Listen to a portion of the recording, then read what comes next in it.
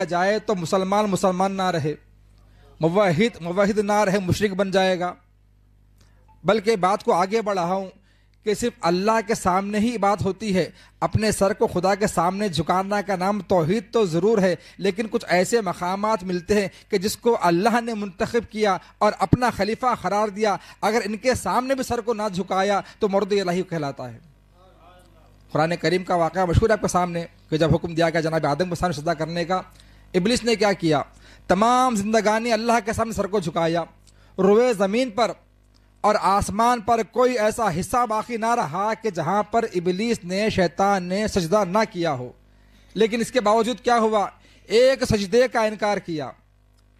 کس سجدے کا انکار کیا؟ کیا سجدہ اللہ کے سامنے تھا؟ نہیں، اللہ کے سامنے سجدہ کر تو رہا تھا، اس کا کہنا یہ تھا کہ نہیں، تیرے سامنے سجدہ تو کروں گا میں، تو لائق عبادت ضرور ہے، لیکن تو چاہتا ہے کہ میں آدم کا احترام کروں، اپنے آپ کو آدم کے سامنے جھکا دوں جو کہ مجھ سے مفضل اور مفضل ہوں، تو خدا کو ناگوار گزرا۔ کیوں؟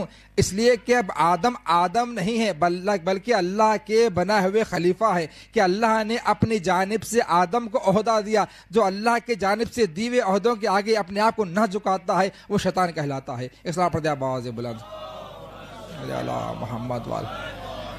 اور پھر یہ آدم تو پہلے خلیفہ ہے زمین پر، کہ جب انبیاء علیہ السلام کے بعد کو افضلیت کی تو یہاں پر یہ توہین انبیاء بھی نہیں ہوتی، جو حقائق ہیں وہ حقائق ہیں۔ انبیاء میں بھی بعض کو بعض پر اللہ نے فضیلت دی۔ قرآن کی واضح آیت ہے کہ فضلناکم بعضکم علی بعض، کہ ہم نے انبیاء کے اندر بھی بعض کو بعض پر فوقیت فضیلت دی۔ جناب آدم جس زمانے میں آئے، جس دور میں آئے، تو اس دور کو دور کہنا بھی مشکل ہے، اس لیے کائنات آبادی نہیں تھی، پہلی مخلوق روئے زمین پر آ رہی ہے، تو اس اعتبار سے جناب آدم کی نبوت دیگر انبیاء کی نبوت سے مفضول ہے اور دیگر انبیاء ان سے افضل ہے، اور تمام انبیاء سے افضل اگر کسی کی رسالت و نبوت ہے تو آخری پیغمبر کی ہے۔ لیکن اس کے باوجود بھی پیغمبر کی واضح حدیث موجود ہے کہ تمام انبیاء کی نبوتیں ایک طرف ہو جائیں گی اور علی کی ولایت ایک جگہ ہو جائے گی۔ یہ تمام انبیاء کی خلافت ایک مقام پر، علی کی خلافت ایک مقام پر۔ کیوں؟ اس لیے کہ علی وہ ہے جو خاتم الانبیاء کے وارث بن کر آئے ہیں، خاتم الانبیاء دین شرط لے کر آئے ہیں، اس کا تحفظ ہوگا تو علی کے ذریعے سے ہوگا۔ اسی لیے اللہ نے فرمایا کہ اِن لَمْ تَفْعَلْ فَمَا بَلَّغْتَ رِسَالَتَهُ، اگر علی کی ولایت کا اعلان نہیں کیا گیا تو گویا کوئی کام انجام ہی نہیں دیا گیا۔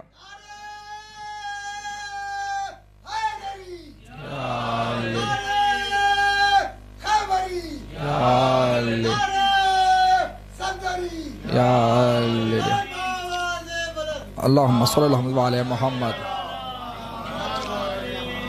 تو جو اپنے آپ کو علی کے سامنے نہ جھکائے تو وہ قیامت تک ابلیس کی طرح مردود بارگاہ الہی کہلائے گا۔ اس طرح پڑھتے باز حضرات، اس حدیث کو واضح کرنے کے لیے حدیث کا سہارا لیتے ہوئے کہ جہاں پر مولانا نے ارشاد فرمایا رسول اکرم نے کہ منزلت علی ابن ابی طالب کا مسجد کعبہ، کہ علی کا مقام، علی کا مرتبہ کعبے کی طرح ہے۔ اب آپ دیکھیں، علی ہے مولود، کعبہ ہے وہ مقام کہ جہاں پر علی نے ولادت پائی ہے، کہ جہاں سے مولا کائنات دنیا میں ظاہر ہوئے ہیں۔ اب یہ بتائیے کہ جس مقام پر انسان پیدا ہو وہ مقام افضل یا پیدا ہونے والا افضل؟ یہاں پہ لوگوں نے اعتراض بھی کیا، اس زمانے بتقدا تھا، خیر وہاں پر نہیں جانا، تفصیل کا طلب وقت ہے، لیکن اس میں جو پیغمبر اکرم اشارہ کرنا چاہتے ہیں، جو لطیف اشارہ ہے، اس کو سمجھنا ہوگا کہ یہاں پر پیغمبر کی مراد کعبے کی وہ دیواریں نہیں ظاہری اعتبار سے، بلکہ کعبے کو اللہ سے نسبت حاصل ہے کہ اللہ کا گھر ہے، اور جب نسبت حاصل ہے تو کعبے کا احترام ہو گیا۔ تفصیلی بحث بالکل نہیں جاتے ہوئے جو لب لبا وہی نقل کر رہا ہوں کہ تمام مسلمان جب نماز کے لیے کھڑا ہوتا ہے یا پھر کئی مسائل ہیں، قربانی کے لیے کھڑا ہوتا ہے، جانور حیوان ذبح کرنے کے لیے بھی، تو ایک شرط ہے کہ رو با قبلہ ہونا۔ کیا مطلب رو با قبلہ ہونا؟ یعنی اپنے آپ کو اس مقام کے سامنے جھکا دینا جو مقام اللہ سے منسوب ہے۔ اللہ تو نہیں رہتا کعبے کے اندر، منسوب ہے خداوند عالم سے۔ تو تمام عالم اسلام متفق بھی اس بات پر کہ کوئی اگر نماز کے لیے کھڑا ہو جائے اور رو با قبلہ نہ ہو تو نماز ہی نہیں ہوگی، اس لیے کہ رو با قبلہ نہیں ہوا۔ جبکہ ہم ہندوستان میں رہتے ہیں، یہاں پر کعبہ یہاں سے 100 میل دور ہے، وہ ہے سعودی عربیہ کے اندر، مکے کے اندر، ہم یہاں نماز کر، لیکن اس کے باوجود بھی یہ شرط ہے کہ روبہ قبلہ ہونا، یعنی اس مقام کی نسبت کا اس قدر احترام، اس تعظیم ہے کہ جب تک کہ اس مقام کی طرف رخ نہ کیا جائے تو نماز نہیں ہوگی۔ تو یہ نسبت جو ہے کعبے کے سامنے جھکنے کی کیا نسبت ہے؟ چونکہ کعبہ اللہ سے منسوب ہے تو لہٰذا مسلمان اپنے آپ کو کعبے کے سامنے جھکائے۔ اب پیغمبر کہنا یہ چاہتے کہ دیکھو جس طرح اپنے آپ کو جب تک کعبے کے سامنے جھکاؤ گے نہیں، روبہ کعبہ نہیں ہوگے، اس وقت تک تمہارا عمل قابل قبول نہیں ہوگا۔ اب دیگر تمام اعمال باطنہ جو عقائد کی منزل میں ہوتے ہیں اس وقت تک قبول نہیں ہوں گے جب تک کہ اپنے آپ کو علی کے سامنے نہ جھکا دو گے۔ جب تک کہ علی کی ولایت کو نہ اپناؤ گے کوئی عمل قابل قبول نہیں ہو سکتا۔ اصلاح پڑھ دیا باز بلند صلی اللہ محمد والے۔ اس لیے کہ علی کی ولایت ہے کہ جس کے اوپر دین کی تکمیل، رسالت کی تکمیل ہوئی ہے، نعمتوں کو اکمال ہوا ہے تو ولایت علی پر ہوا ہے۔ اور یہی وجہ ہوئی کہ جہاں پر علی کے ذکر کو عبادت کہا گیا۔ بات عبادت سے ہو رہی تھی کہ عبادت کہتے کس کو ہے؟ عبادت وہ جو خالص اللہ کے لیے انجام دی جائے۔ اب کوئی پوچھے کہ جناب نو کا ذکر کرنا کیسا عبادت ہے؟ جواب ملے گا نہیں۔ حتیٰ پیغمبر اکرم کے تعلق سے حدیث نہیں ملتی کہ جہاں پر کہا گیا کہ رسول کا ذکر کرنا عبادت ہے، لیکن علی کو ایک خاص منزلت حاصل ہے کہ جہاں پر خود پیغمبر نے اپنی زبان سے کہا کہ علی کا ذکر کرنا عبادت ہے۔ کیوں؟ اس لیے کہ علی کے علاوہ کائنات میں کوئی مظہر صفات الہی گزرا ہی نہیں ہے کہ جس سے اللہ کی ہر صفت کو ظاہر کیا گیا ہو، کہ علی گویا خداوند عالم کی توحید کا آئینہ نما ہے کہ علی کو دیکھتے چلے جاؤ، اللہ کو سمجھتے چلے جاؤ۔ ایک اور صلوات پڑھ دیا باز بلند۔ انبیاء میں صفات اگر ہیں پروردگار عالم کی تو کسی میں ایک، کسی میں دو صفتیں، لیکن علی کی ذات وہ ذات ہے کہ ظاہراً وجود تو علی کا ہے لیکن سراپا علی کا وجود پیکر الہی کا آئینہ بنا ہوا ہے۔ مثال دیتے ہوئے، آئینہ آپ کے سامنے موجود ہے، ہم آئینے کے سامنے کھڑے ہوتے ہیں، یہاں پر یہی ہوتا ہے کہ کچھ زیادہ فضائل پڑھ دو تو غالی کا الزام آتا ہے، کم کر دو تو مختصر کا الزام آتا ہے۔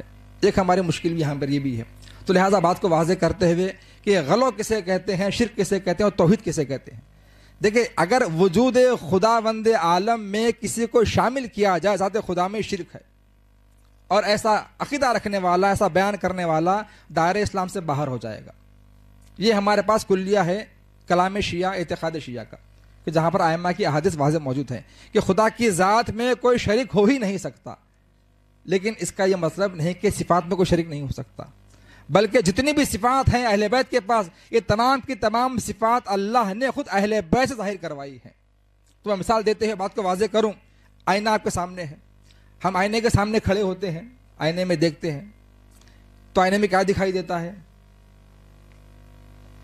کہنے کے لیے زبان کی مجبوری ہے، انسان مجبور ہے زبان سے، جب تک کہ زبان سے الفاظ ادا نہ ہو بات سمجھ میں نہیں آتی، تو کہنے کے لیے کہتے کہ آئینے میں آپ دکھائی دے رہے ہیں، لیکن حقیقت یہ نہیں ہے۔ حقیقت یہ کہ آپ آئینے کے باہر ہیں، آئینے میں جو دکھ رہا ہے وہ آپ کی ایک چھوی، ایک تصویر ہے، آئینے میں آپ نہیں گئے، آئینے کا اپنا الگ وجود ہے، آپ کا اپنا وجود الگ ہے، آئینے کی ذات اور ہے، آپ کی ذات اور ہے، لیکن عکاسی کیسے ہوتی ہے؟ دیکھیں یہاں پر آپ نے ہاتھ کو حرکت دی، جو آئینے میں عکس آپ کا نظر آ رہا ہے وہاں پہ خود بخود حرکت ہو گئی، یہاں پہ آپ نے چہرے کو پھرایا، خود بخود آئینے میں آپ کا چہرہ پھرنے لگا، آپ آئینے میں داخل نہیں ہوئے، آپ میں آئینہ شامل نہیں ہوا، آپ الگ ہیں، آئینہ الگ ہے، لیکن آپ کی تمام حرکتوں کو ہو بہو آئینہ ویسے نقل کر سے آپ انجام دے رہے ہیں۔ جہاں ہم ہر کی حرکت کریں آئینے میں حرکت ہو جائے گی، یعنی ہمارا وجود بالکل مختلف ہے، آئینے کا مختلف ہے، اس کے باوجود کہ آپ کی ہر حرکت کو آئینہ کسب کر کر آپ کے سامنے پیش کرتا ہے۔ تو علی وہی ہے جو توحید کی تمام صفات کو اپنے اندر درک کر دنیا کے سامنے پیش کرتا ہے۔ تو علی کو دیکھتے چلے جاؤ، سمجھتے جاؤ، اللہ کو پہچانتے چلے جاؤ۔ اصلاح پڑھ دے باز حضرات صلی اللہ محمد۔ ذات خدا اور ہے، ذات علی اور ہے، لیکن علی وہ ہے جو مکمل طور پر مظہر صفات الہی بن کر نازل ہوا ہے۔ ایک اصلاح پڑھ دے آواز بلند۔ بس میں نے بات کو تمام کیا، وقت میں گنجائش بھی نہیں رہی، اسی لیے کائنات میں آپ آدم سے لے کے خاتم تک تمام انبیاء علیہ السلام کو اٹھا کر دیکھ لیں، ان کے ناموں کو، جو القاب علی علیہ السلام کو لیے مولا کو ملے، کسی اور کو نہیں ملے۔